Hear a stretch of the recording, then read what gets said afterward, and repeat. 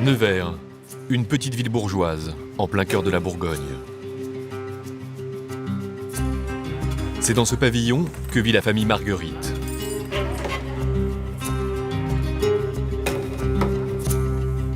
Ça va, Eva? Eva? Eva est la cadette de cette famille. Eva, Elle est ce qu'on appelle une autiste sévère. maintenant, on va manger, d'accord? Ouais. On essaye de s'asseoir? Mais si, ma fille, mais si. Allez, oh. On va pas manger. Maintenant, Eva, allez, on éteint la musique, tu passes à table. Allez, viens. Viens. Tous les midis, le même rituel. Réussir pour Muriel et André, ses parents, à la faire s'asseoir à table pour prendre son On déjeuner. essaye, on va faire un essai. Kelly, sa grande sœur, n'est pas de trop pour les aider. Assis. Tu t'assois? Ok, maintenant on enlève tout ça. Toute la famille est mobilisée. Et c'est souvent très compliqué. Allez, hein? Allez, on va manger maintenant? Eva, Eva, et... Top, top, top. Eva, sage, Eva. Bon, ben ça va pas être facile. Donc, quand Eva veut pas manger à table, j'ai qu'une seule solution. Après, c'est la faire manger dans sa chambre. Eva a tout juste 18 ans. Elle ne parle pas. Et ne s'exprime que par des petits cris. Allez, on va Elle est manger incapable de se laver ou de manger seule. Voilà. Elle arrive pourtant à se faire comprendre d'un simple petit geste. D'accord. Ah, ça veut dire que j'en veux encore, vous voyez? André est le seul à réussir à la faire manger paisiblement. Regarde, papa. Oui.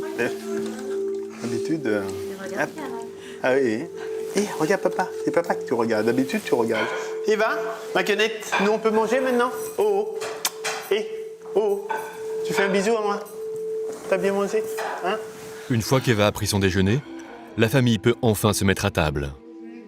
Si on ne fait pas manger Eva avant, c'est pas possible d'être à table avec Eva. C'est pas possible. Voilà.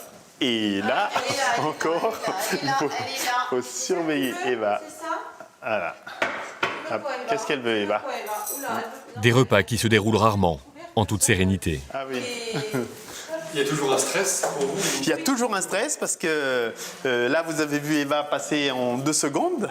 Il peut y avoir un tout petit truc qui va changer le comportement d'Eva. Exemple, elle a envie de remettre le couvercle sur la casserole. Si elle n'a pas pu le mettre, ça va tout chambouler. Ce midi-là, Eva est restée assise et a laissé ses parents déjeuner tranquillement. Mais ce n'est pas toujours le cas. Eva, te mords pas, ça sert à rien. Ce qu'il redoute le plus, ce sont ces moments de crise dans lesquels se met Eva. Des crises violentes, qui peuvent surgir à n'importe quel instant, dès lors qu'Eva subit une frustration qu'elle n'arrive pas à exprimer. En témoigne cette vidéo prise il y a quelques mois par la famille. La jeune fille peut devenir extrêmement violente, s'en prendre à elle-même ou aux autres. D'accord? Là, le sol, il va faire mal, hein, si tu mords. Des enfants pas comme les autres. Des enfants avant tout. Ils sont autistes, trisomiques ou souffrent d'une maladie génétique. En France, 670 000 enfants sont porteurs d'un handicap mental. Chaque année, il naît près de 8 000 enfants qui ne pourront jamais être totalement autonomes. Comment les prendre en charge ? Vivre avec un enfant handicapé, pour bien des familles, c'est une souffrance. Pourtant, beaucoup n'ont pas d'autre choix. En France, on manque cruellement de places en instituts spécialisés. Et pour ceux qui en trouvent une, le cauchemar n'est pas terminé. Notre enquête nous a fait découvrir le pire. Des enfants attachés, des enfants drogués, neuroleptiques, des enfants que l'on frappe, que l'on insulte, que l'on humilie, sans qu'ils puissent se plaindre.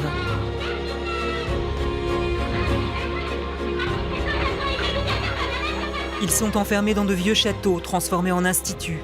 Derrière ces murs, aucune caméra n'a jamais pénétré. Pour la première fois, nous allons vous montrer comment certains instituts traitent ces enfants handicapés. Lavés en groupe, garçons et filles mélangés, sans aucune intimité, ou enfermés toute la journée dans des cages de verre. Ça se passe en France aujourd'hui. Révélation sur le calvaire que vivent ces enfants handicapés.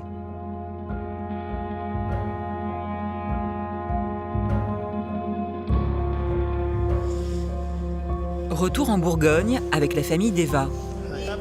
La veste, la veste. Aujourd'hui, un enfant sur 100 développe à la naissance un syndrome autistique comme Eva. Ça va. Pour les parents de ces enfants, chaque instant du quotidien nécessite une organisation et une attention particulière. Un quotidien souvent très compliqué à gérer. Le système que j'ai mis pour Eva, hop, on se met au milieu. Ça, c'est un système maison.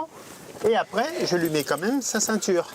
Mais au moins, avec la première, elle ne peut pas enlever si elle enlève le premier.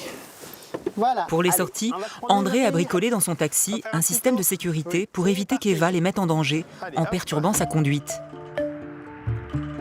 En ce moment, c'est la famille d'Eva qui s'occupe d'elle 24 heures sur 24.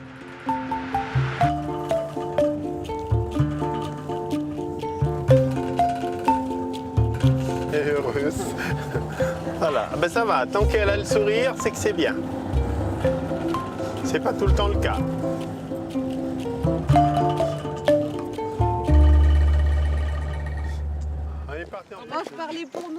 Régulièrement, ils viennent se promener autour du lac.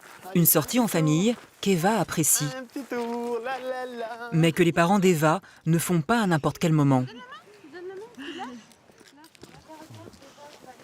Lorsqu'il y a du monde, on fait demi-tour, on évite d'y aller parce que Eva n'a pas tout le temps des comportements que tout le monde accepte, on va dire.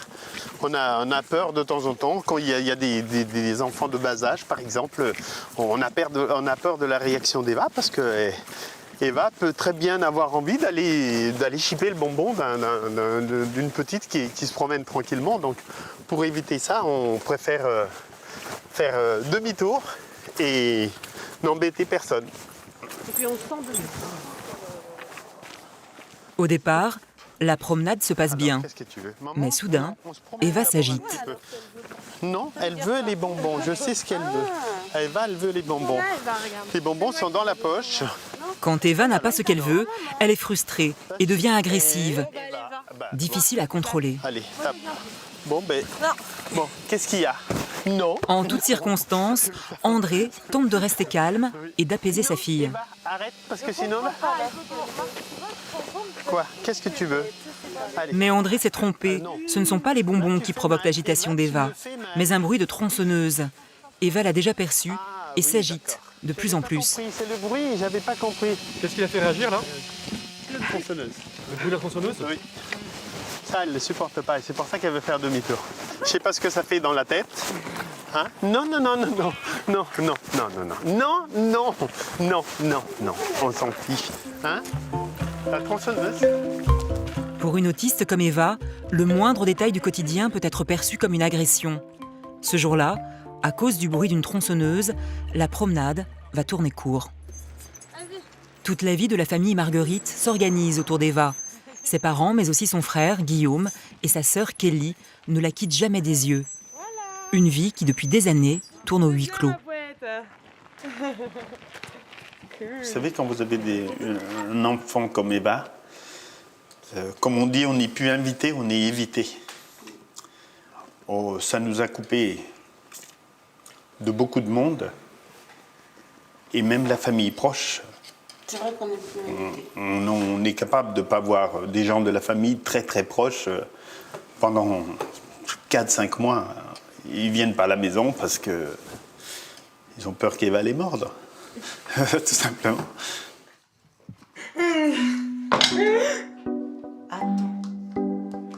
Un entourage qui s'est coupé d'eux à cause de cette maladie qui peut rendre la jeune fille dangereuse. La vie d'Eva et de sa famille est rythmée par ces crises de violence. Alors, pour éviter que la jeune fille n'endommage la maison et surtout qu'elle ne se blesse, André a tout réaménagé. Là, vers la porte du couloir, avant, c'était des portes c'était du verre. Maintenant, j'ai mis du plexiglas parce que Eva arrive à casser le verre à coups de poignet quand elle piquait des crises. Et on s'est fait peur 1 ou 2 fois parce qu'elle en a cassé et elle s'est entaillée la main. Et depuis, j'ai mis du plexi. Elle tape, ça fait du bruit, mais une chose qui est sûre, c'est que ça ne casse pas et elle ne risque pas de se blesser.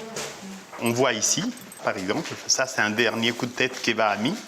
La seule solution pour arrêter tout ça, ça a été d'habiller tout ce qui était à la hauteur d'Eva avec un contreplaqué.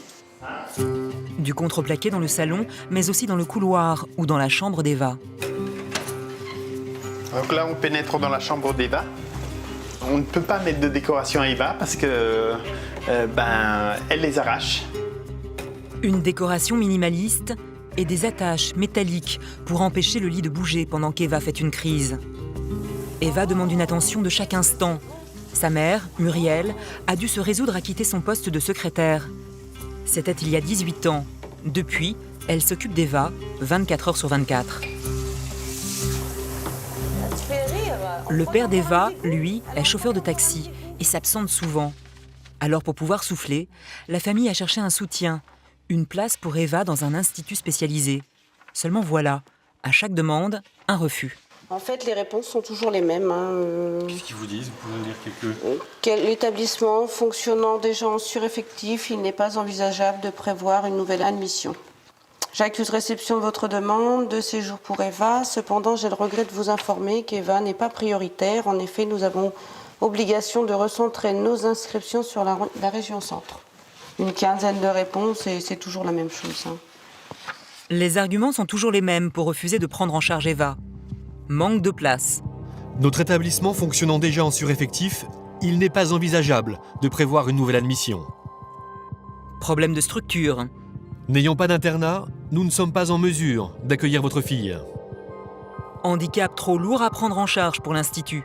Mademoiselle Marguerite présente une intolérance avérée à la vie en collectivité.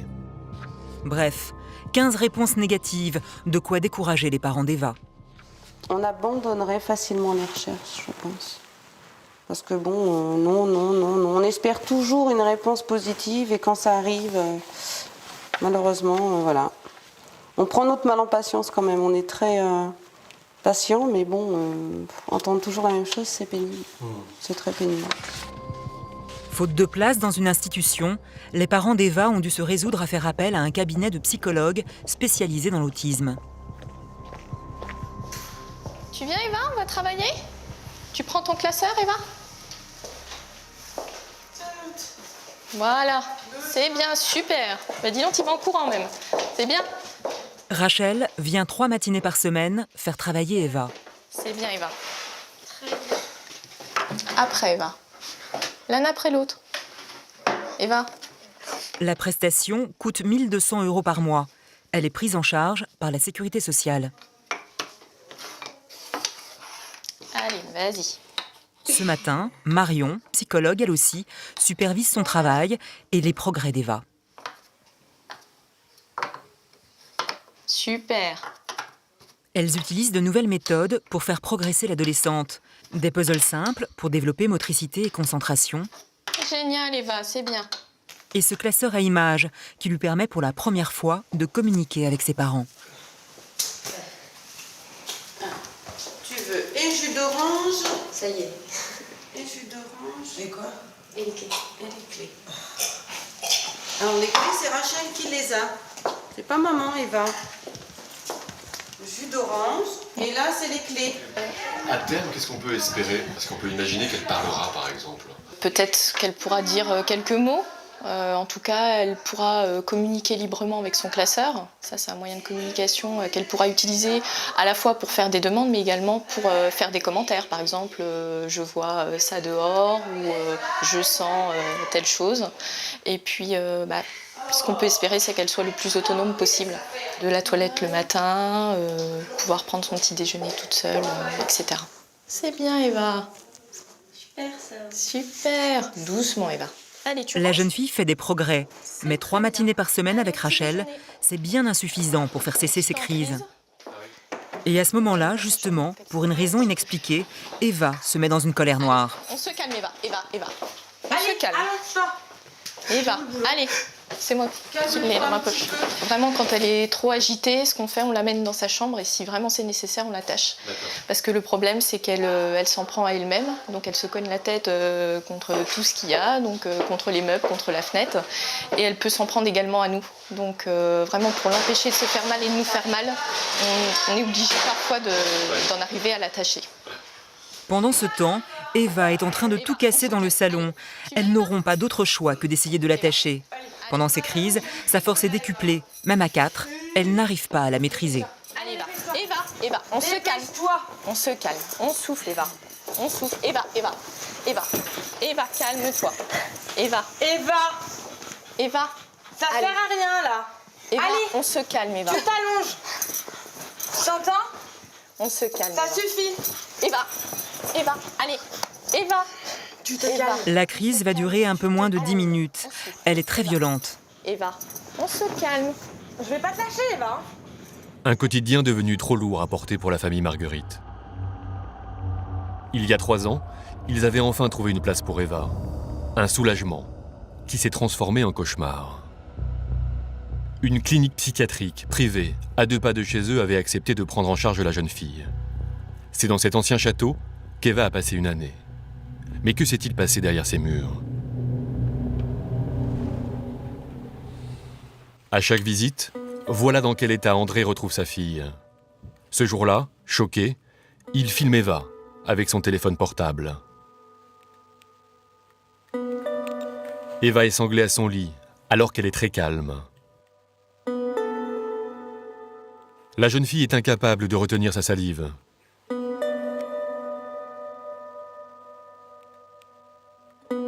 Trois ans après, la douleur est toujours aussi présente pour la famille. Quand on arrivait, Eva était dans sa chambre, Les volets fermés, les volets fermés, en noir complet et avec... attachés, et il y avait des excréments partout sur le mur, partout sur le lit.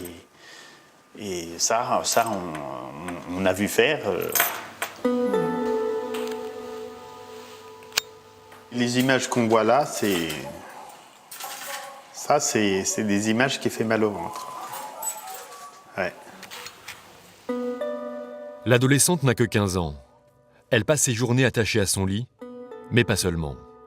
Elle est également bourrée de neuroleptiques hyper puissants. Ce sont des médicaments donnés normalement aux schizophrènes pour calmer leurs crises délirantes. Comme l'Aldol. Sur cette ordonnance prescrite à Eva, on peut lire 150 gouttes le matin, 150 le midi, 150 le soir et autant avant d'aller se coucher. Nous avons demandé l'avis d'un médecin spécialisé dans la prise en charge des enfants autistes. Éric Lemonnier est pédopsychiatre à l'hôpital de Brest. Votre première réaction, vous, en tant que pédopsychiatre? On peut considérer que cette prise en charge est maltraitante pour l'enfant. C'est totalement inadapté. Totalement. Quand je vois l'ordonnance qui est prescrite, on a une somme de traitements qui vont avoir pour effet cumulatif de provoquer un endormissement. Et on ne peut pas chercher de toute façon à ce qu'un individu dorme. Ça n'a pas de sens. Là, on a une inflation thérapeutique qui est folle. C'est une façon de faire qui date, quoi. Il y a 20, 30 ans, on n'avait pas les connaissances qu'on a aujourd'hui. On n'avait pas la compréhension du trouble qu'on a aujourd'hui. Et donc, c'était des pratiques qui étaient assez courantes à l'époque. Mais heureusement, aujourd'hui, on a fait beaucoup de progrès là-dessus. Et derrière ça, c'est le reflet de l'ignorance. Hein. En médecine, quand on est ignorant, on devient incompétent. André interpelle alors le psychiatre qui a prescrit des doses de médicaments à Eva. J'ai dit, attendez docteur, vous êtes en train de donner un médicament, je ne vois pas du tout l'effet que ça fait. On m'a dit oui, mais c'est très compliqué. Et en plus, il me disait, votre fille est très costaud. Mais moi, je suis plus costaud avec mes médicaments, donc je vais en venir à bout. Voilà ce qui m'a sorti exactement. Et de toute manière, si on n'était pas d'accord avec les médicaments, on nous disait clairement que si vous n'êtes pas d'accord, il faut reprendre Eva. Face à ce chantage, les parents d'Eva ne savent pas comment réagir.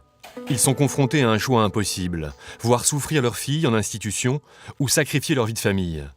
Ils mettront plusieurs mois à se décider, pour finalement retirer Eva de la clinique.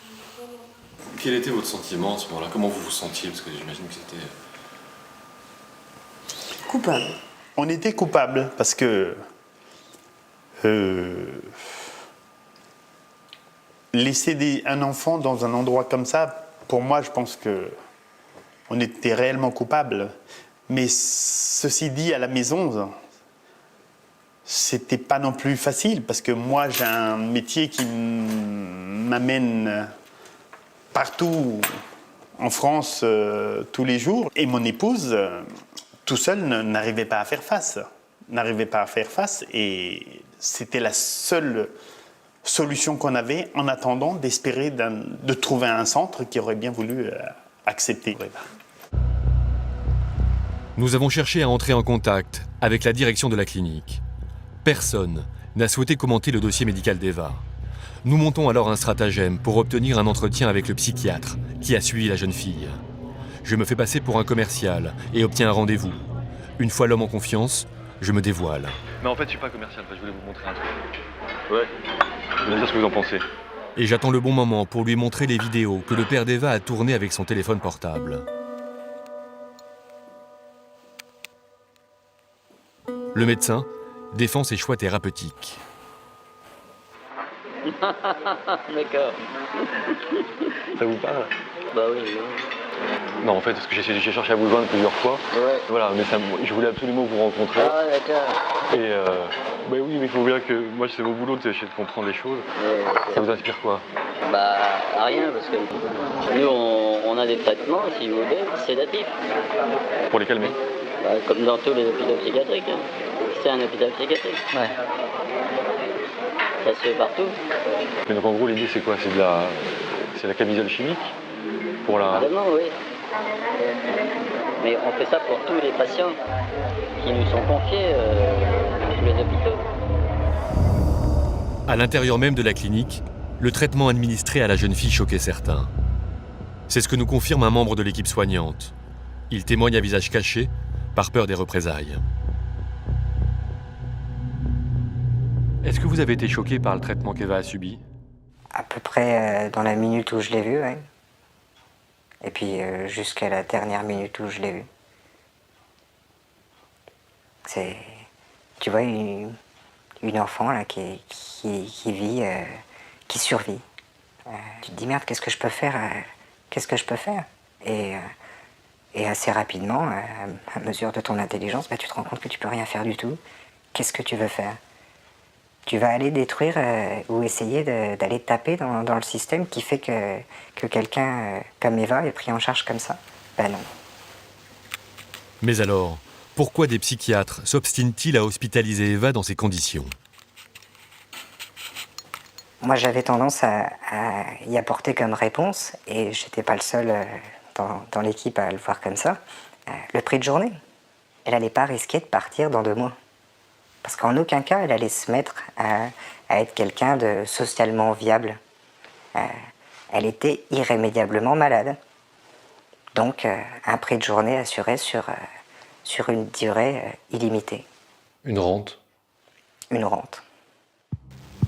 Le prix de journée, c'est le montant que demande la clinique à la sécurité sociale pour prendre en charge la jeune fille. Plus de 400 € par jour. Le handicap d'Eva est pris en charge à 100%. André a gardé toutes les notes de remboursement.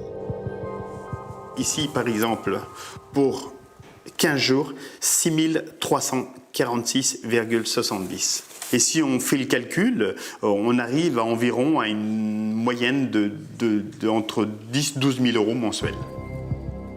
12 000 € par mois pour garder une petite fille confinée dans sa chambre.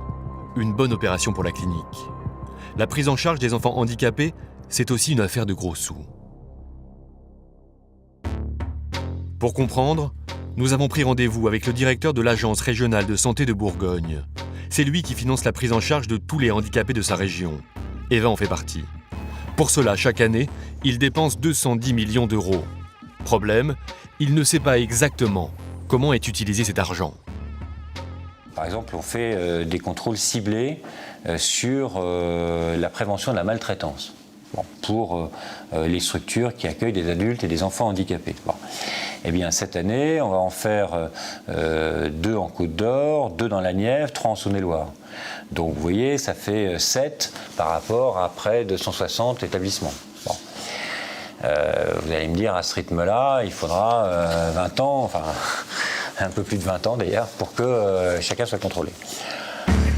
Très peu de contrôle donc, et impossible de savoir si l'argent est bien utilisé. On sait ce qu'on dépense. On sait que ce qu'on dépense n'est pas extravagant par rapport à ce qu'a été les dépenses de l'année précédente ou simplement des standards. Mais on n'est pas en mesure de garantir la qualité de la prise en charge à partir des contrôles budgétaires qu'on fait. On sait où va l'argent et on ne sait pas garantir qu'on est toujours aux meilleures pratiques. C'est donc quasiment un chèque en blanc de 210 millions d'euros que l'ARS de Bourgogne fait à ses établissements chaque année. Pour la famille d'Eva comme pour les autres familles, trop peu de solutions d'accueil pour leur enfant handicapé. Alors certaines d'entre elles, poussées à bout, envisagent le pire. Nous partons dans le sud-ouest de la France, à quelques kilomètres de Carcassonne. Nous rencontrons Régine Salva. C'est l'histoire d'une mère qui a voulu mettre fin à la vie de son fils handicapé, par fatigue, désespoir, par amour. C'était il y a 14 ans. Rémi est atteint d'une maladie dégénérative. Très tôt, ses parents vont s'apercevoir que leur fils a un retard mental et moteur, ponctué de crises de violence. Avec les années, le handicap progresse. Les médecins ne décèlent sa maladie qu'à l'âge de 15 ans. C'est l'impuissance d'une mère à faire reconnaître le handicap de son enfant, sa solitude quand aucune institution ne veut le prendre en charge. C'était un soir de 14 juillet. Régine monte dans la chambre de Rémi.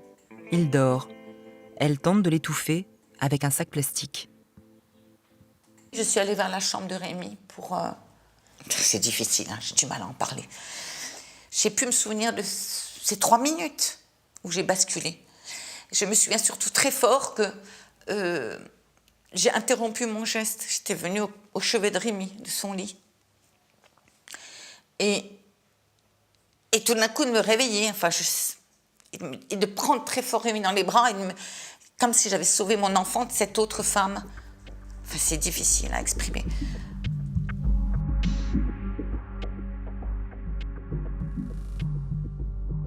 Comment expliquer qu'un jour, une maman ou un parent puisse songer à supprimer son enfant? C'est très très dur à expliquer.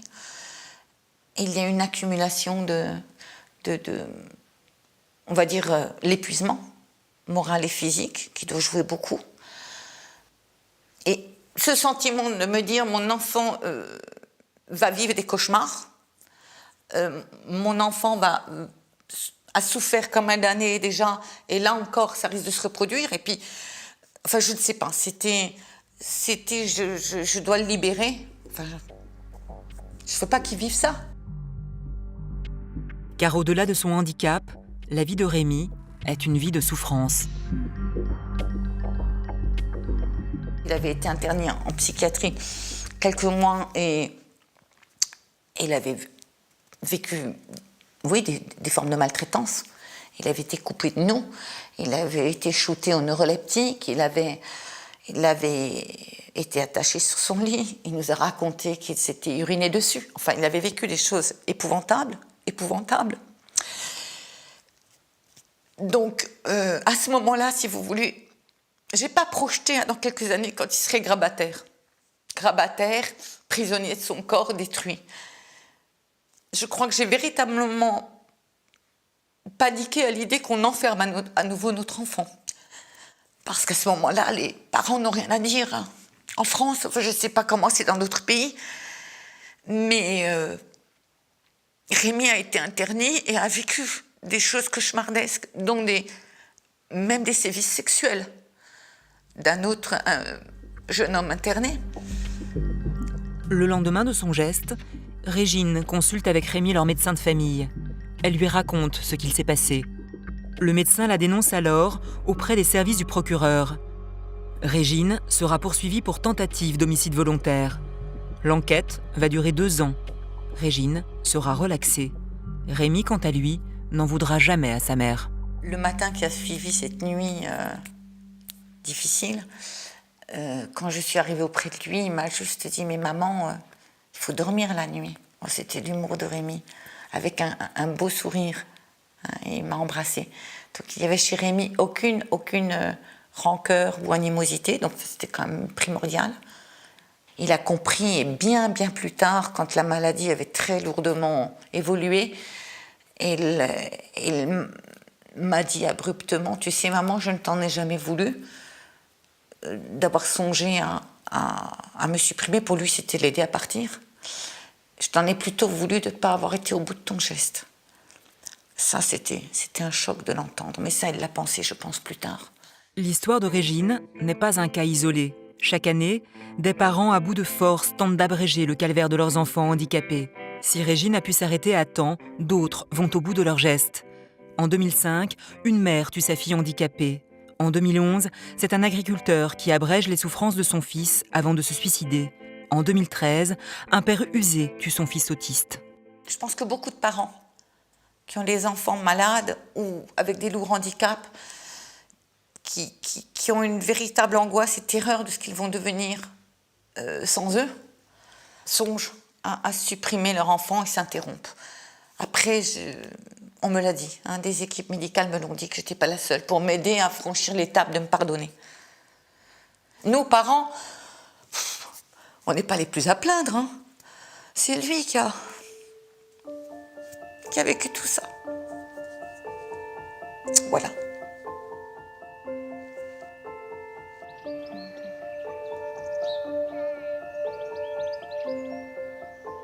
En juillet 2008, Rémi se suicide en avalant des médicaments.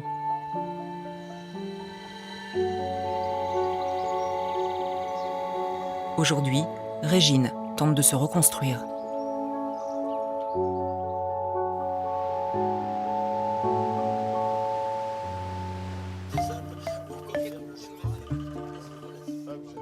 Nous retournons en Bourgogne, revoir les parents d'Eva. La jeune fille autiste n'a toujours pas de place en institution. Ce matin, André et Muriel tiennent pourtant à nous montrer que la solution à leurs problèmes se trouve seulement à quelques kilomètres de chez eux. Là, on est à 5 minutes de la maison. Et là, on va passer devant un IME qui est à 5 minutes. Et pourtant, on a proposé une prise en charge d'Eva, ne serait-ce qu'une après-midi par semaine, qui nous ferait du bien. Et ils n'ont pas de place. Ça nous permettrait de retrouver un petit peu un semblant de vie de famille avec les autres enfants. Mais bon, ils n'ont pas la place, donc ils n'ont pas la place. Qu'est-ce que vous voulez, c'est comme ça. Mais alors, pourquoi un établissement spécialisé si proche ne peut-il pas accueillir la jeune autiste ? Nous y sommes retournés sans les parents d'Eva. Nous sommes reçus par le directeur de la structure. Pourquoi aujourd'hui une petite fille ne peut-elle pas être prise en charge dans un établissement comme le vôtre, qui se trouve si proche ? Tout simplement, pour planter un peu le décor, il faut savoir que dans type de population, il y a toujours, avec mes excuses, mais je n'ai pas d'autre terme, ce qu'on appelle des incasables. On est toujours dans une frange de population où on n'arrive pas à trouver forcément le bon établissement. Ce qui est le cas de Marguerite. Ça pose un petit souci de la collectivité, parce qu'il y a des gens qui n'arrivent pas à vivre en collectivité aussi. Et du coup, malheureusement, la collectivité prime sur l'individu.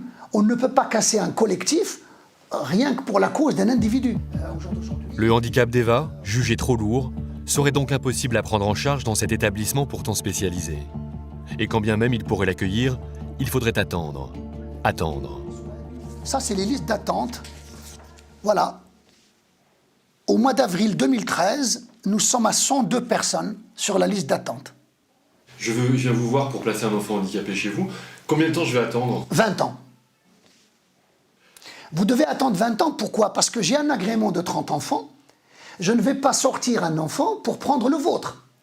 Il me faut soit l'autorisation, soit augmenter l'agrément, soit qu'un enfant décède ou change de département. Sinon, je n'ai pas de place de libre. Donc la liste d'attente, c'est 20 ans.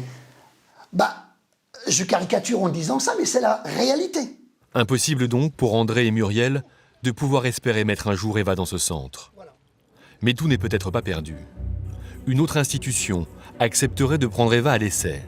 Problème, elle se trouve à Montluçon, à plus de 180 km de chez eux. Ce matin, ils ont rendez-vous à la MDPH, c'est la Maison départementale des personnes handicapées, une agence d'État. Ce sont eux qui valident les orientations des personnes handicapées en institution. Ce sont eux également qui accordent les financements pour la prise en charge. André et Muriel se rendent donc à cet entretien plein d'espoir. Ils veulent croire qu'une place sera disponible à Montluçon, mais on va leur faire une proposition étonnante. Si ça ne marche pas, ça reste possible. Marche pas. On a un établissement qui ouvre, mais c'est en Belgique, qui va ouvrir, il sera opérationnel en 2014-2015. Moi je pense 2014-2015. Voilà. Ben moi, je vais croiser les doigts fort pour que ça marche, parce que Belgique, ça fait un peu loin quand même. Je vais être franc avec vous.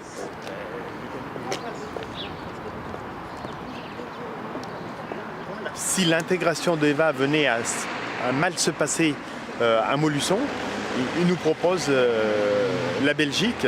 Et moi, je ne suis pas trop. Ils nous ont vanté la qualité d'un établissement qui est en train d'ouvrir.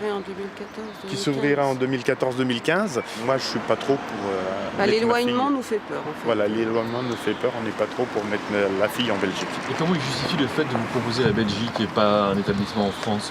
Je pense que c'est parce qu'il n'y a pas de structure en France, justement. Oui, parce qu'on n'a pas de possibilité, et eux non plus, de faire autrement. André et Muriel n'ont aucune intention d'envoyer Eva en Belgique. S'il manque des places dans les institutions en France, là-bas, les handicapés français sont les bienvenus.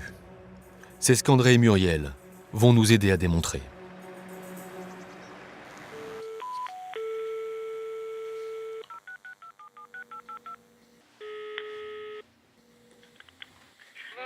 Oui, je suis Monsieur Marguerite, je me présente. Au bout du fil, la directrice d'une institution belge. L'accueil est tout de suite chaleureux. Alors, écoutez monsieur, de la place, oui, je vais en avoir ici dans un mois ou deux. Dans un mois ou deux, vous allez avoir de la place. Oui, je vais avoir de la place. Oui. À ce niveau-là, je crois que vous pouvez être rassuré. Oui, c'est déjà une... Obtenir une place dans un centre en Belgique, ça paraît simple comme un coup de fil. Alors qu'en France, il faut attendre 20 ans. En Belgique, c'est quelques mois seulement. La Belgique serait-elle alors une terre d'accueil pour les handicapés français? Un modèle de solidarité ou un véritable business? Direction la Wallonie. Nous sommes à Stambridge, à 80 km de Bruxelles. Isabelle Resplandino est la responsable d'une association qui gère les problèmes des familles françaises qui placent leurs enfants handicapés en Belgique. Elle s'est intéressée au phénomène car elle est la maman d'un enfant autiste. Allez, tu vas être une star, mon petit. Wolfgang a 9 ans. Ces derniers temps, le petit garçon a beaucoup progressé, car Isabelle a réussi à lui trouver une place dans une école. Mais ce n'est pas le cas pour toutes les familles.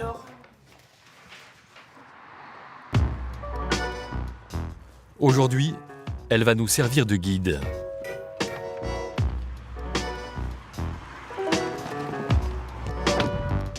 Ces centres, comme celui-là, ou encore celui-ci, elle les appelle des usines à français. Car les handicapés français sont ici une source de revenus, et ils peuvent rapporter gros. Dans la rue, on les reconnaît à leur t-shirt rouge. Là, c'est un des plus grands établissements de Belgique qui accueille le plus de Français. Dans ce château, plus de 500 enfants sont pris en charge. À quelques kilomètres de là, un autre centre, plus petit, dans cette maison grise. Dans la région, il en pousse comme des champignons, et de toutes les tailles. Ça, c'est fréquent que les personnes qui ont une belle maison de maître, assez vaste, eh bien, ils se disent pourquoi pas, on n'ouvrirait pas un centre pour recueillir les personnes handicapées françaises. Donc, ce sont des plus petites structures. En Wallonie, à quelques kilomètres de la frontière française, il y a près de 100 établissements qui accueillent 6000 handicapés français. Il faut quelques mois en Belgique pour monter une structure, il faut plusieurs années en France. Ici, les normes sont beaucoup moins exigeantes. En Belgique, n'importe qui peut se lancer dans ce business. Un business qui peut être très rentable. Ça attire des dérives commerciales. Puisque bon, il y a des entreprises carrément marchandes, donc ils sont là pour faire du bénéfice avec ces personnes-là. Donc ils vont rogner sur tout, sur les repas, sur les services rendus, sur les sorties, sur l'accompagnement pédagogique, sur les activités. Et pendant que le directeur va se verser un salaire mirifique. Ce sont les maisons départementales des personnes handicapées qui décident d'orienter les enfants en Belgique. Le coût de la prise en charge est assuré par la Sécurité sociale française. Chaque année, c'est plus de 60 millions d'euros payés par la France à la Belgique. Pour un enfant handicapé belge, la prise en charge est de 80 € par jour. Alors que pour un enfant français, elle peut varier de 120 à 300 €. Cette manne financière est propice aux dérives. Ce centre, par exemple, accueille aujourd'hui une quinzaine de handicapés français. Nous avons pu consulter un rapport confidentiel de la WIP, l'Agence wallonne pour l'intégration des personnes handicapées. Cette institution y est pointée du doigt. Suspicion d'abus de biens sociaux. Problème de rémunération des administrateurs. Suspicion de normes de salubrité des bâtiments non rencontrés. En d'autres termes, la WIP suspecte les administrateurs de l'institution de s'enrichir plus qu'ils ne devraient, tout en proposant des conditions d'accueil douteuses. Nous avons voulu en savoir plus. Ce centre, c'est celui dans lequel André et Muriel peuvent obtenir une place pour Eva. Ils ont accepté de nous rejoindre en Belgique pour le visiter. Nous filmons en caméra cachée. Bonjour madame. Nous sommes accueillis par une responsable de l'établissement. Pour 180 € par jour et par pensionnaire, versés par la France, voilà dans quel type de locaux sont accueillis les handicapés français. Pour commencer la visite, nous sommes conduits dans la plus belle partie de l'institution, le jardin. La façade de la maison est belle et les arbres sont en fleurs. Ça, c'est pour l'apparence. Car au fond du jardin, changement de décor. Ces bâtiments en travaux sont censés servir de salle d'activité pour les pensionnaires. Depuis 2 ans, les travaux n'ont pas avancé. Donc pas d'activité pour les handicapés. Si Eva obtenait une place dans l'institut proche de chez elle, voilà de quel type d'équipement elle pourrait bénéficier. Une salle d'activité, ça ressemble à ça. Des portes sécurisées, une grande pièce lumineuse au mobilier adapté, où même les radiateurs sont placés en hauteur pour des questions de sécurité. En Belgique, à l'intérieur de la maison, ce n'est guère mieux qu'au jardin. Le grand salon le voilà. On attend que nos travaux soient finis, ils doivent être terminés depuis 2 ans. Ici, ce sera normalement un grand salon avec le billard et le snooker. Un grand salon, d'accord. Oui, faut imaginer, ça va être très beau, mais dans les institutions... Pour l'heure, le grand salon est en chantier. De plus, toutes les chambres sont occupées. Alors pour loger les nouveaux arrivants comme Eva, l'hébergement prévu est assez surprenant. Donc on va installer des préfabriqués pour tous nos autonomes, qu'on va mettre soit dans le jardin, soit devant, mais pour une très courte période, 6 mois maximum normalement. Ça fait un peu peur, mais... Ça fait un peu peur les préfabriqués, effectivement. Oui, mais pourtant c'est tout à fait normal et c'est courant dans les institutions comme les nôtres. Des préfabriqués pour loger des handicapés. Une pratique répandue en Belgique selon elle. Dans cette salle à laquelle on accède en passant par la cuisine, les travaux ont bien été terminés. Il s'agit du cabinet médical, qui se trouve dans la même pièce que la laverie, séparée par une simple armoire à linge. Et l'atelier bien-être se fait également ici. D'accord. On ferme les volets. Elles ont tout un attirail ici avec des huiles essentielles, des bougies parfumées et elles massent. D'accord. Mais vous arrêtez la machine pour les massages. Les machines s'arrêtent, oui. En France, une salle de massage et de soins, ça ressemble plutôt à cela. Matelas à eau à 30 degrés, piscine à balles, lumière tamisée et colonne à bulles.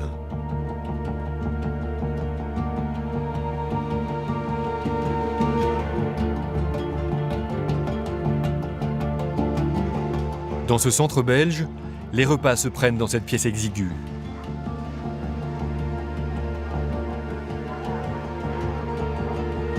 En France, le réfectoire est spacieux et le mobilier est adapté à tout type de handicap.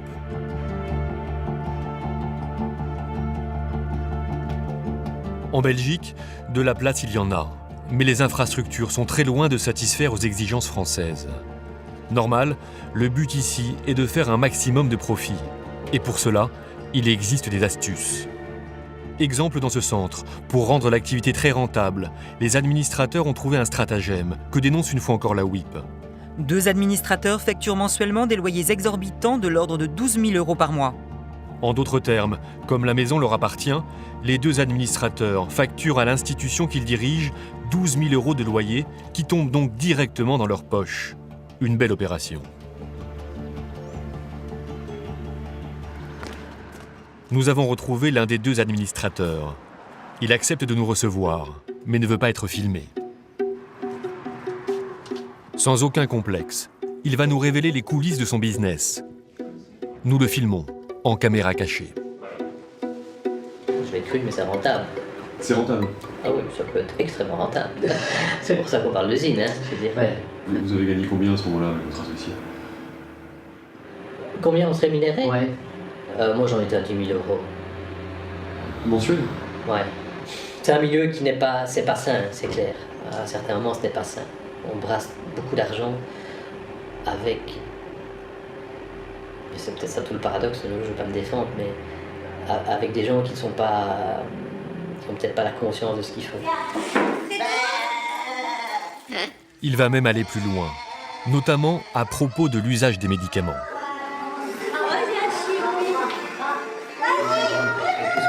Hein, je veux dire, ils sont tous bourrés de médoc, enfin c'est pas moi, hein. Je veux dire, je demanderais pas mieux qu'ils en aient moins, moi, mais ouais. Hein. Non, mais c'est rare qu'un résident comme ça n'ait pas de neuroleptique. Hein, Mais c'est pour qu'ils soient tranquilles ou Mais c'est considéré comme pathologique, donc ils ont des comportements inadéquats. Qu'est-ce qu'on fait quand on a un comportement inadéquat? Ben, on médique les gens. Ouais. C'est des camisoles médicamenteuses. Des handicapés français hébergés dans des conditions contestables, que l'on bourre de médicaments, et des directeurs de centres qui s'enrichissent grâce aux subventions françaises. Nous sommes allés revoir le directeur de l'Agence régionale de santé de Bourgogne. C'est lui qui finance ce type de prise en charge. Nous l'interpellons sur ses pratiques. Donc moi, très franchement, je ne me réjouis pas de la situation. Je pense que ce n'est pas une bonne situation.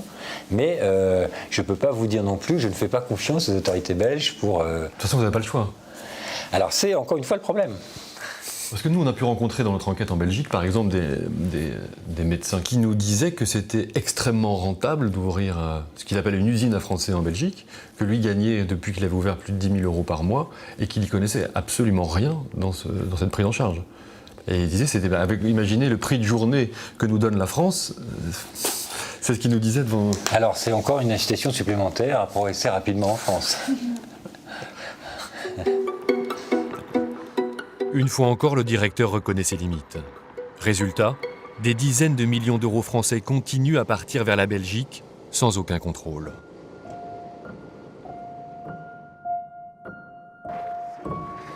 Obtenir une place dans une institution pour un enfant handicapé en France, c'est quasiment mission impossible. Certains parents y arrivent pourtant. Mais est-ce pour eux un soulagement? Pas toujours. Certains le regrettent amèrement. Nous sommes à Monchy-le-Preux, une petite commune de la banlieue d'Arras, dans le nord de la France. Dans ce château, un institut médico-éducatif accueille plus de 50 enfants handicapés. Entre les murs de ce château, à l'abri des regards, les enfants étaient humiliés, frappés, insultés. Témoin de ces actes, un agent d'entretien décide de filmer. Des images violentes, des insultes, des cris, des coups.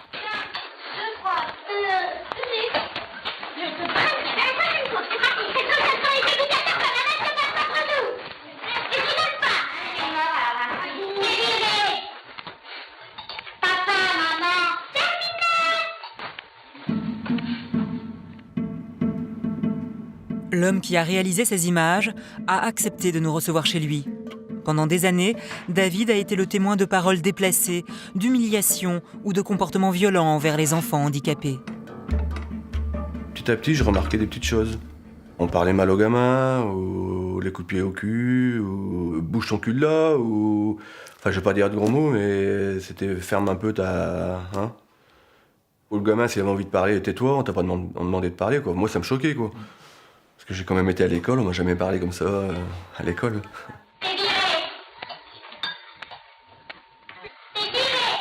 se moquait du gamin, il a fait pipi dans sa culotte. Tous les gamins sont dans les toilettes, on met un gamin sur une cuvette, et ben la porte elle est grande ouverte, quoi. Il y a des gamins quand même de 10-12 ans, quoi.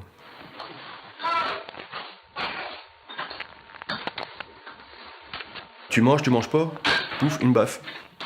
Si elle mange pas, on prenait la fourchette et on lui mettait dans la bouche, quoi.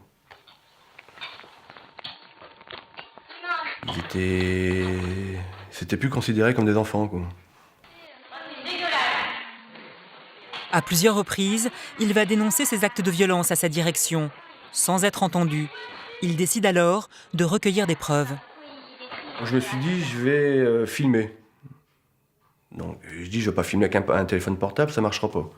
Donc, je me suis acheté une petite montre espion. Et j'allais manger, je mettais ma montre, je mettais en route et je savais que ça allait se passer, ça se passait tout le temps. Ça m'a coûté une petite centaine d'euros, mais ça valait la peine, quoi, pour les gamins. Et à chaque fois qu'il déclenche sa montre, il filme une scène de maltraitance.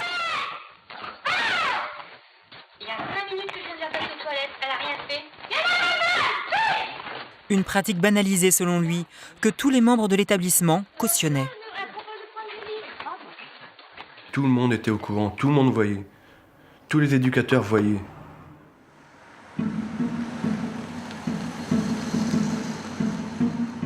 David décide alors de porter ces vidéos à la gendarmerie.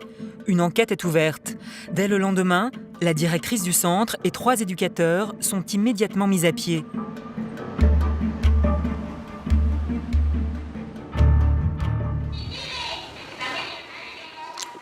Nous montrons les images tournées par David au docteur Lemonnier. On a des gens qui se sont laissés aller à donner des coups, ce qui est totalement inadapté et interdit. Comment les enfants handicapés perçoivent-ils cette violence-là? Ils la perçoivent comme tous les enfants de la Terre. Et ils la perçoivent d'autant plus qu'ils ont des difficultés dans leur processus de pensée à construire les nuances. C'est-à-dire qu'elles sont prises d'une façon abrupte. Et donc elles sont d'autant plus effroyables qu'elles sont prises d'une façon abrupte. Alors après, les conséquences psychologiques de prendre des coups, évidemment, ils apprennent ça.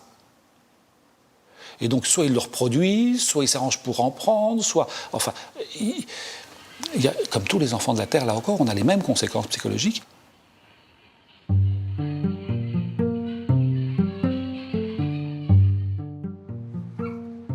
Situation incroyable, tous les enfants maltraités sont restés à l'IME de Monchy-le-Preux, faute de place dans d'autres institutions.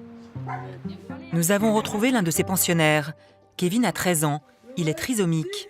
Le week-end, Kevin est en famille avec sa mère, son beau-père et sa sœur jumelle. Il a intégré l'Institut de Monchy-le-Preux il y a 4 ans. Lui aussi a été victime de maltraitance. Sur ces images, une éducatrice lui hurle dessus, puis lui tire violemment l'oreille.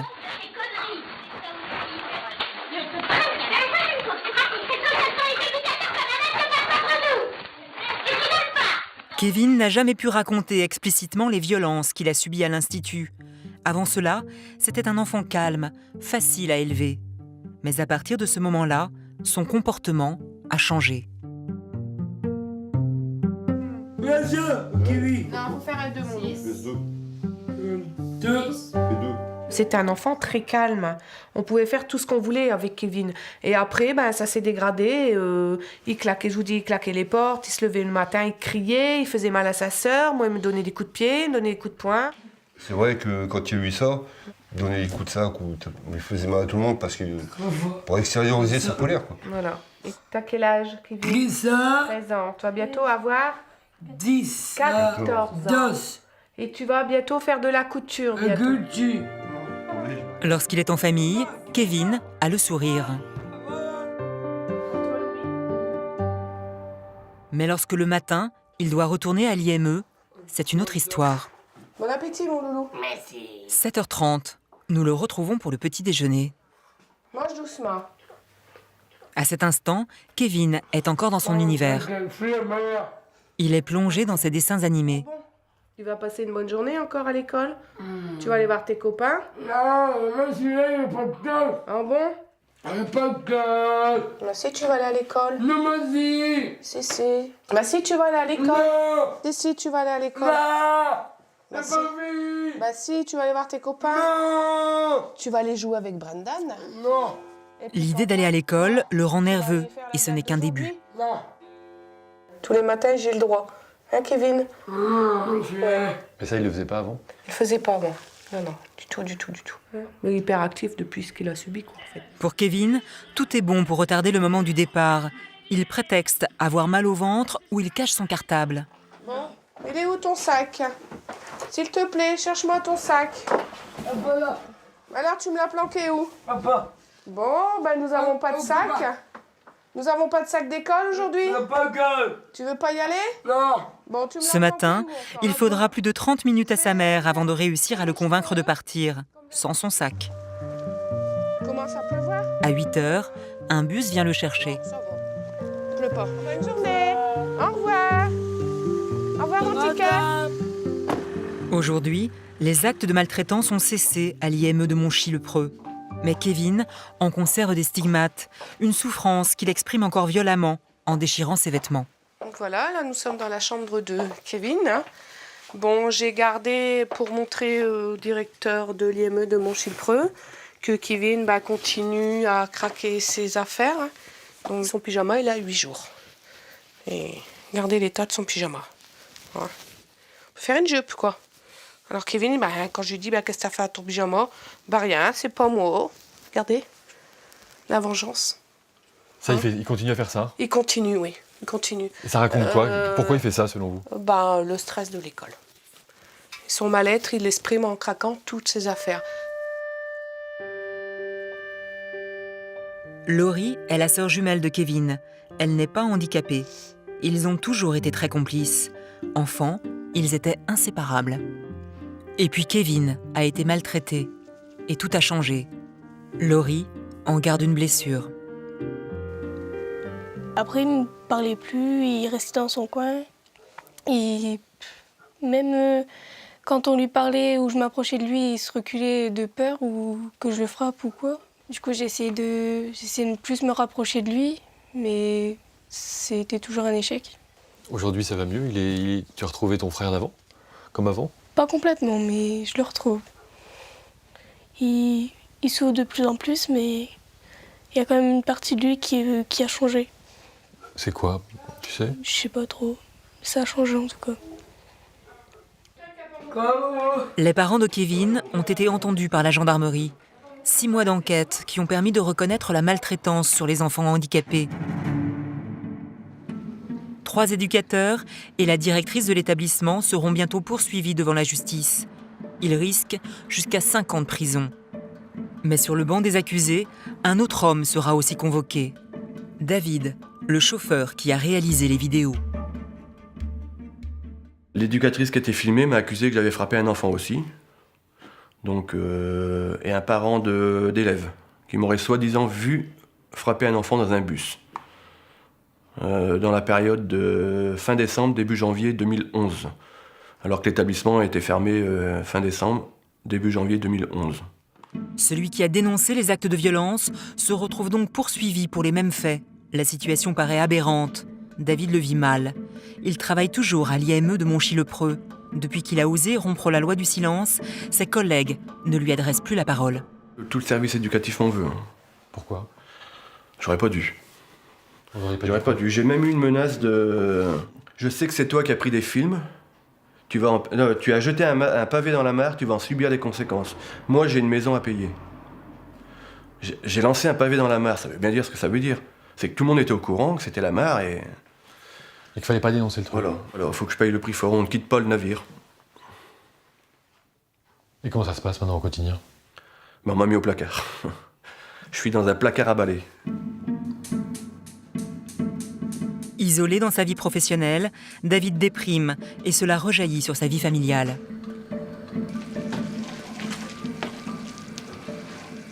Il fallait rien me dire, j'étais de mauvaise humeur, j'étais stressé, je dormais mal. Je pouvais plus parler à mes gosses, quoi. J'ai plus de conversation. Puis les gosses, c'est sacré, hein. Je vis seul. Enfin, on va se reconstruire, hein. Séparé de sa femme, David ne vit plus avec ses enfants. Sa dénonciation lui a coûté cher. Il ne tournera véritablement la page qu'une fois que le procès aura eu lieu. Difficile de dénoncer des actes de maltraitance sur des enfants handicapés. Dans ces instituts, c'est la loi du silence. Et ceux qui osent la briser prennent de gros risques. Nous sommes dans le sud de la France, une petite bourgade de 8000 habitants. En dehors de la ville, ce château du 19e siècle. Ici, plus de 80 enfants handicapés sont accueillis en internat. À plusieurs reprises, ces dernières années, des éducateurs du centre ont tenté de dénoncer ce qu'ils considèrent comme de la maltraitance envers des enfants du château. En 1999, Bernadette est la première à saisir la DAS. Aujourd'hui, elle est à la retraite. Son souvenir est intact. Nous avions un groupe de 9 enfants.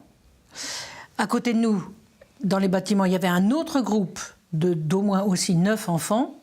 Entre les deux, il y avait un WC pour tout le monde. Et donc, il y avait des seaux hygiéniques sur lesquels on pouvait installer les enfants. Ça, déjà, c'était surprenant. Ça, ben voilà. Des grands garçons comme ça, on les met sur des seaux hygiéniques en disant que c'est pour leur éducation, je ne sais pas trop quoi. Pensez-vous qu'ils ne tiendraient pas sur des toilettes normales ? Voilà, une toute petite bonne femme, voilà, installée devant les box dans lesquels il y a des grands garçons. Une petite bonne femme toute nue, comme dans le groupe qui était à côté du mien. La responsable n'hésitait pas à envoyer une enfant du groupe, un peu plus débrouillarde que les autres, pour vider les seaux dans le seul WC qui existait.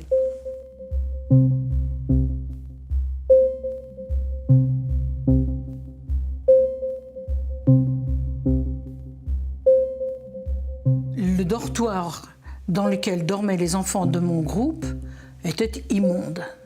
Immonde. Vous avez des lits en fer, à barreaux, surélevés, dans lesquels on met indifféremment des petits ou des grands. Alors le lit fait 1,20 m, si l'enfant fait 1,50 m, eh ben, il a le même lit, 1,20 m. Il dort un petit peu recroquevillé, etc. Parce que de toute manière, il faut faire avec l'espace qui leur est imparti. Alors ça, c'est un petit réduit qui a exactement la largeur des 2 matelas que vous voyez là, qui a exactement la longueur des matelas en question et dans lequel on enfermait le soir deux jeunes qui dormaient donc sur ces matelas, même le sol, enfermés. Et vous demandez pourquoi on était stupéfaites.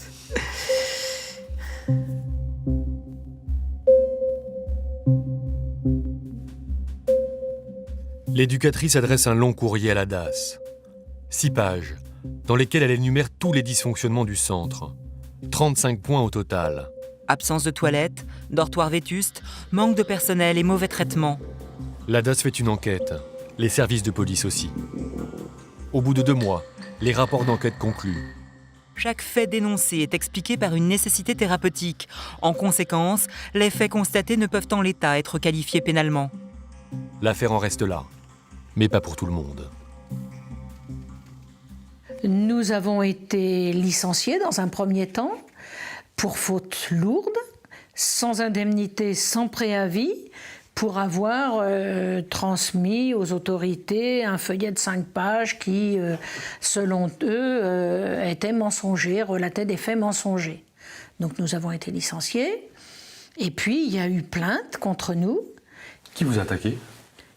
Les responsables de la maison, monsieur et madame. Celles qui ont parlé sont poursuivies en diffamation. Les 2 éducatrices seront condamnées à verser près de 5 000 € de dommages et intérêts à l'IME.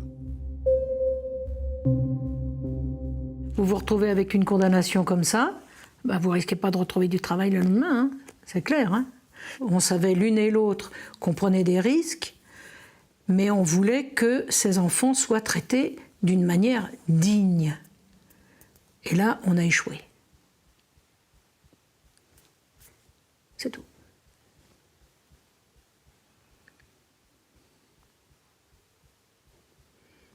J'espère que d'autres réussiront.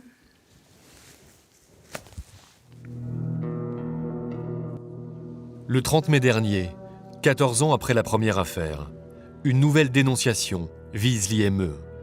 Cette fois, c'est le département santé de la CGT qui monte au créneau. Le syndicat représente des éducateurs. Ils souhaitent garder l'anonymat pour révéler ce qu'ils considèrent comme des dysfonctionnements de l'IME, les mêmes qu'en 1999. Des résidents dorment dans des lits trop petits. Au moment de la toilette, il est impossible de respecter l'intimité. Les WC sont inexistants ou insuffisants.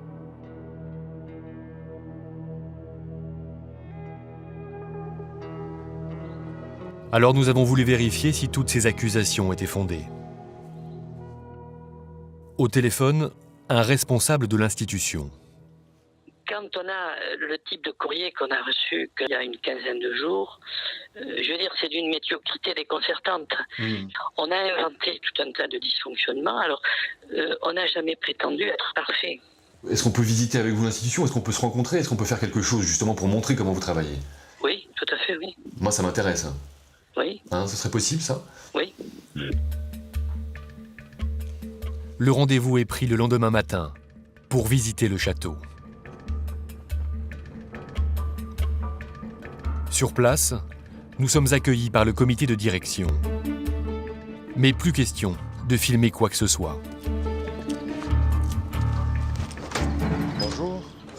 Nous avons rendez-vous avec monsieur... La seule chose que l'on nous concède, c'est une petite visite d'une partie du château sans caméra, que nous tournerons tout de même avec une caméra cachée. Les salles d'activité d'abord, dans lesquelles nous ne croisons aucun enfant handicapé. Donc ça, c'était une ancienne salle de cinéma. À l'étage, un dortoir manifestement refait à neuf, où nous n'apercevons que quelques pensionnaires. Le château en héberge pourtant 85. Il est 10h du matin. Cela fait 1 heure que nous parcourons les salles de l'établissement. Et l'on se demande bien où se trouvent les enfants. Les salles vides, oui. c'est pas très intéressant. Mais ouais, mais Elles ont le mérite d'exister, mais enfin si. Voilà. Non mais c'est pour ça qu'en plus le matin c'est pas le meilleur moment. Parce qu'ils font quoi les enfants? Ils sont où le matin? Ben, le matin ils se lèvent, ils font comme vous, ils prennent leur petit déjeuner, ils se douchent, ils s'habillent. Et comme c'est des groupes de 6 à 8, ça prend un petit peu de temps. Les enfants les plus atteints par le handicap se trouveraient dans une autre partie du château. Mais curieusement, la visite s'arrête là. Vous voulez pas qu'on aille voir les polyhandicapés à nous? Non, non, non. Vous voulez voir le polyhandicapé? Ouais. Pas maintenant. Non, pas maintenant, non. Pourquoi nous empêche-t-on de visiter cette aile du château? Pour le savoir, nous avons cherché à entrer en contact avec des éducateurs. Mais au château, les membres du personnel ont tous en mémoire l'expérience douloureuse de 99, de celles qui ont porté plainte. Un membre de l'équipe soignante a tout de même accepté de nous aider, un seul, de nous raconter et de porter une caméra cachée pendant son service, dans l'aile interdite à notre caméra. Cette personne met en danger son poste, c'est donc une autre voix que vous entendrez. Il est 9h du matin. L'entrée se fait par cette petite porte. On découvre une première salle à manger. Derrière, une salle commune. À peine passé la porte, on découvre un jeune handicapé à moitié dénudé assis sur un seau. Les mêmes seaux que sur les photos de 1999.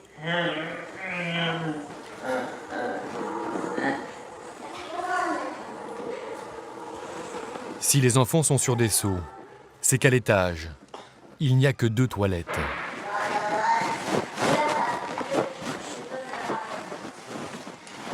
Les voilà, sans porte et sans séparation.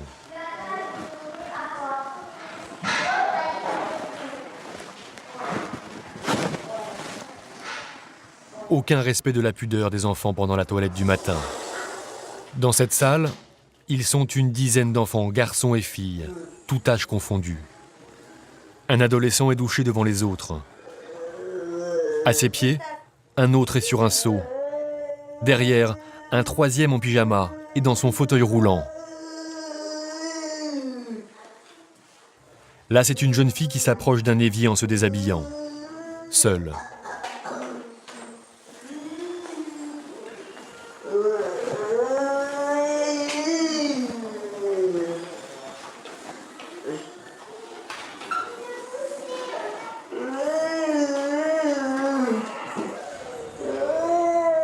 moi, on est très très loin de la dignité humaine, même s'ils sont polyhandicapés. Ce n'est pas parce qu'ils sont polyhandicapés qu'ils n'ont pas le droit à la dignité, je suis désolé. Tous les jours, les éducateurs sont confrontés, parce qu'il n'y a pas les moyens, parce que les locaux ne sont pas faits pour, à finalement doucher des enfants, à les faire aller sur les seaux, sans aucun respect pour leur pudeur, pour leur intimité. C'est pas des animaux, quoi. Je suis désolé, mais c'est des enfants. Des enfants que l'on douche dans des éviers devant tout le monde. Cela est parfaitement interdit. On a reçu un guide de bientraitance et de maltraitance. Moi, si je reprends mon guide aujourd'hui, mais il y a plein de choses sur la maltraitance. Le mot est fort, mais moi, je m'y retrouve pas. Je m'y retrouve pas du tout. La charte, la voilà. Elle est éditée par l'IME. Règle numéro 3 de la maltraitance, ne pas respecter l'intimité. Il est considéré comme inadmissible de faire plusieurs toilettes dans le même lieu.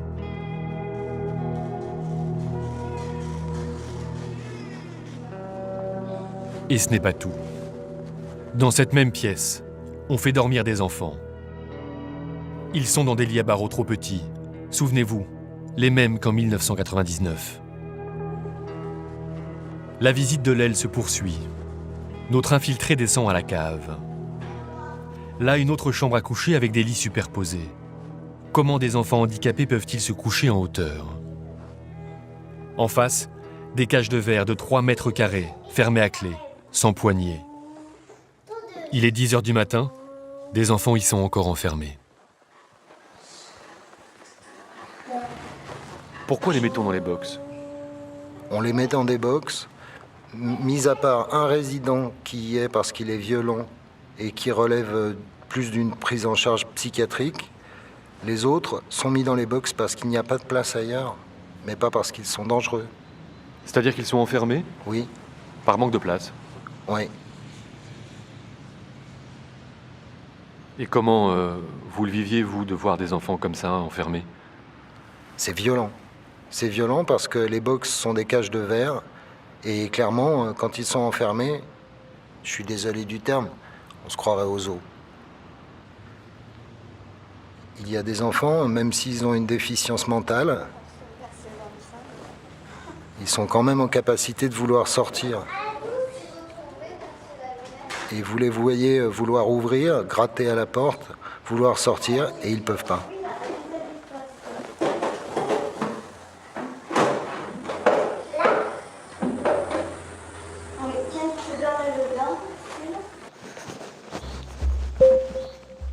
Notre infiltré repasse au château le soir même à 19h.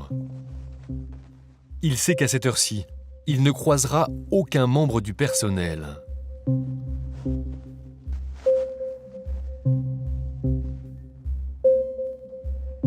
Dans les chambres, beaucoup d'enfants sont attachés avec un corset bleu, fait maison. La plupart des enfants sont encore éveillés. Aucun adulte pour les surveiller.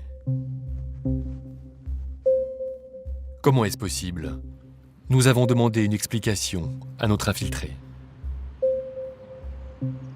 Les enfants sont attachés à partir de 18h, heure du coucher, jusqu'au lendemain, 8h, heure du lever. Ils mangent à 17h, donc en une demi-heure, 3/4 d'heure, ils ont mangé. À partir de 18h, on commence à les coucher jusqu'à 19h. À 19h, l'équipe éducative s'en va et de 19h à 20h, les enfants, pour beaucoup, sont attachés, sans surveillance.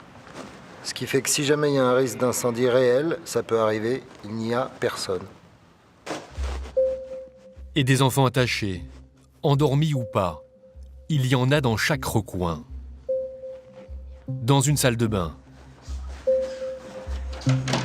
mais aussi dans un local à provisions.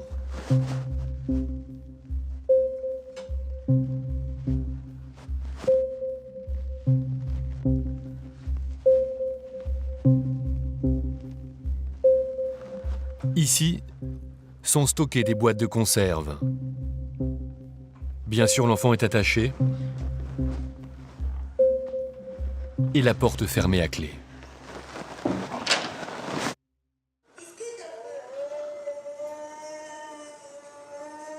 Je crois que là, c'est atteindre la dignité humaine. Et que ceci n'est acceptable nulle part, jamais.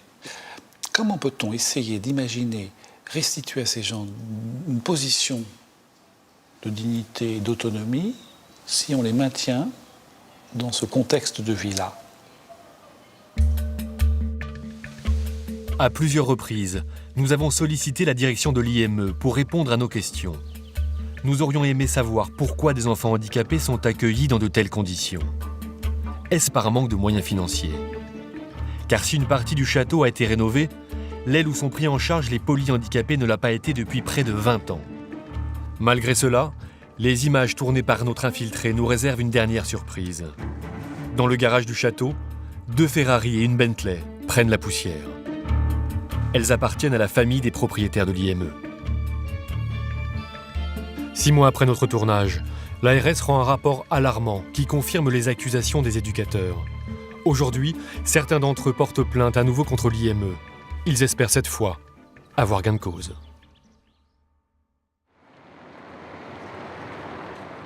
Arras, 7h du matin. Nous sommes au début du mois de février. C'est le premier jour d'audience pour la directrice et les éducateurs accusés d'avoir maltraité les enfants handicapés de l'IME de Monchy-le-Preux. David, l'agent d'entretien qui a osé dénoncer, est lui aussi convoqué. C'est lui qui avait filmé les humiliations, les coups, les insultes sur les enfants handicapés.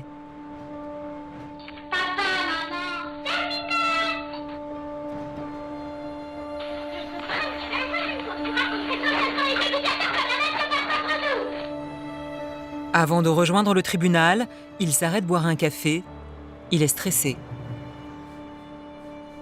La presse régionale annonce le début du procès. L'affaire a défrayé la chronique dans la région. Je sais qu'il y a l'affaire IME dedans. Soupçon de maltraitance sur les handicapés à Monchy-le-Preux. Ils disent que j'ai juste apporté de l'eau au moulin.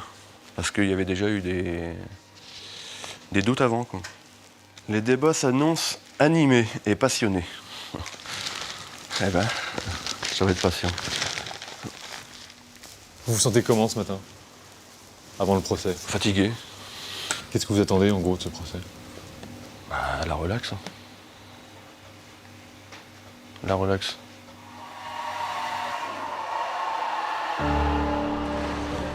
Devant les grilles du tribunal, David retrouve Coralie et Michel, les parents de Kevin. Coralie est bouleversée à la perspective d'être confrontée aux éducateurs accusés d'avoir frappé son petit garçon. Elle est réconfortée par une autre maman. Je sais que c'est pas facile, hein. Avoir du courage, hein. Faut tenir pour votre fils. Il n'y a pas le choix. Je sais que ça nous a pourri la vie, ça on le sait très bien, mais bon. Avant de rejoindre la salle d'audience, David retrouve son avocate. Elle lui donne ses dernières recommandations et se veut rassurante. Si, mais par sa 4, quoi. D'accord. Bon, alors, on va se poser un petit peu là. Non, pas de précipitation dans vos réponses. Il va y avoir du bruit, il y a du monde. Donc si vraiment vous n'entendez pas ou vous ne comprenez pas ce qu'on vous a dit, ça peut arriver. Vous n'hésitez pas à faire répéter la magistrature. D'accord. Vous avez des questions ou pas? Bah non. Ça va? J'en ai plus. Vous avez plus de questions? Allez, ça va bien se passer. Ouais. 2 jours et puis après c'est terminé. On aura fait la... Le procès doit durer 2 jours. L'audience est ouverte, vous pouvez vous asseoir. Ils sont 6 à comparaître devant le tribunal correctionnel d'Arras. David et 3 éducatrices pour acte de maltraitance. La directrice plus un éducateur pour non-dénonciation de ces actes. L'audience peut commencer. Nous n'avons pas été autorisés à filmer les débats. Pendant cette première journée de procès, le tribunal va visionner les vidéos que David a réalisées. Une épreuve pour les familles des enfants maltraités, qui ne les avaient jamais vus. Lors d'une suspension d'audience, Coralie craque. Voir les images sur lesquelles Kevin subit des violences est insupportable. Les vidéos, quand vous avez vu les vidéos? C'est affreux, c'est affreux. C'est trop dur. C'est marquant, c'est choquant. Et je crois que j'aurai cette vidéo toute la vie dans ma tête. Je peux pas la défaire de ma tête, cette vidéo. Je peux pas. C'est impossible. C'est inadmissible. Inadmissible. Le procureur de la République a lui-même été choqué par la violence des images, mais surtout par l'absence de remords des éducateurs. C'était le meilleur réquisitoire possible. Hein. Quand vous voyez des images comme ça, effectivement, vous attendez d'avoir les explications des personnes qui sont à l'origine pour qu'ils vous expliquent qu'est-ce qui a pu, dans leur prise en charge éducative, les conduire à de telles dérives.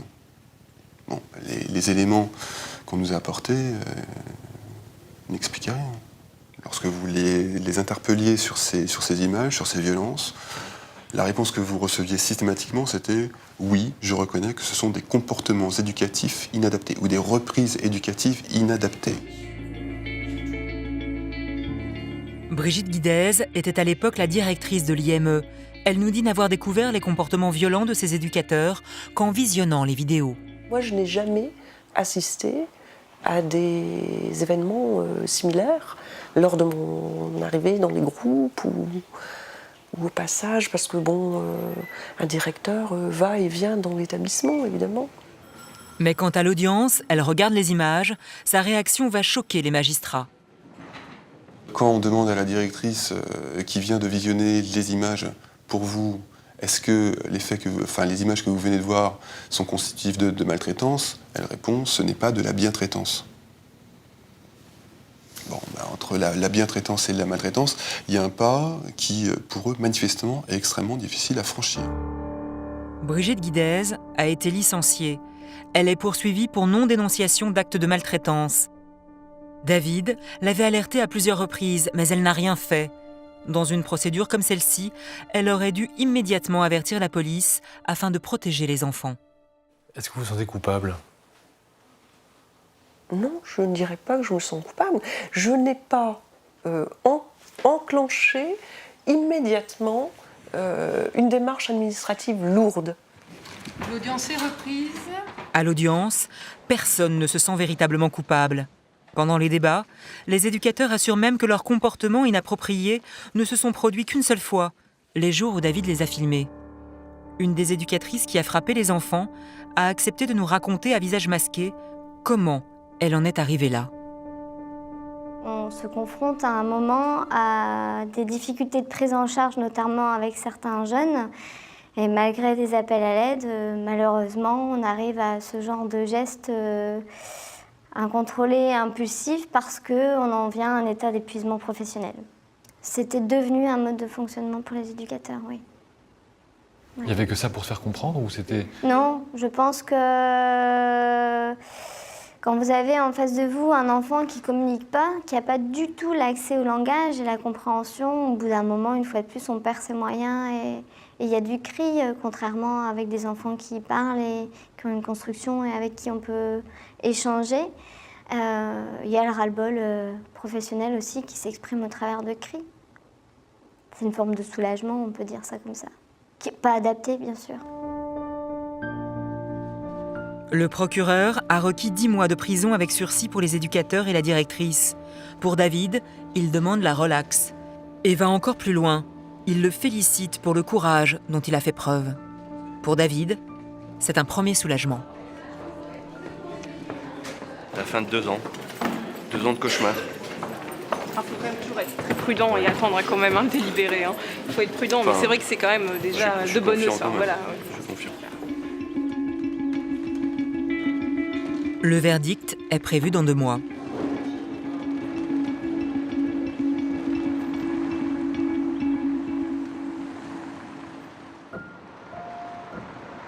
Début avril.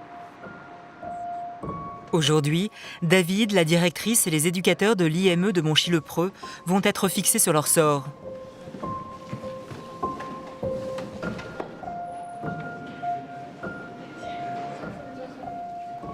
C'est le délibéré, après plus de 2 mois d'attente. Le verdict tombe. La directrice va écoper d'une peine de 6 mois de prison avec sursis. Les éducateurs seront condamnés à des peines de 8 à 10 mois de prison avec sursis. David, lui, est définitivement relaxé. Ça va mieux.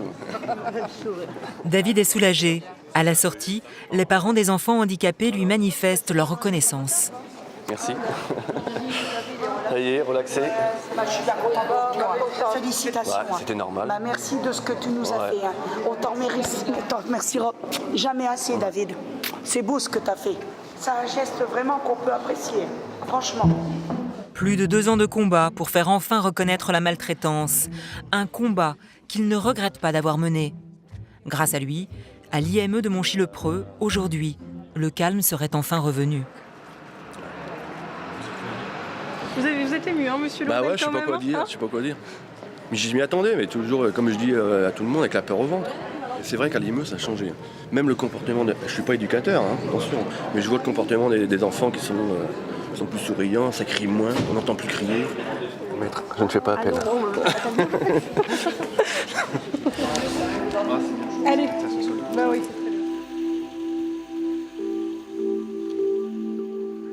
La mère de Kevin ne veut pas s'arrêter là. Elle a fait appel de la décision de justice. Elle réclame des peines plus lourdes pour les éducateurs qui ont frappé son fils. Les dossiers de maltraitance en institution arrivent rarement devant les tribunaux. En France, des milliers d'enfants handicapés sont chaque année victimes de violences. Dans le plus grand silence.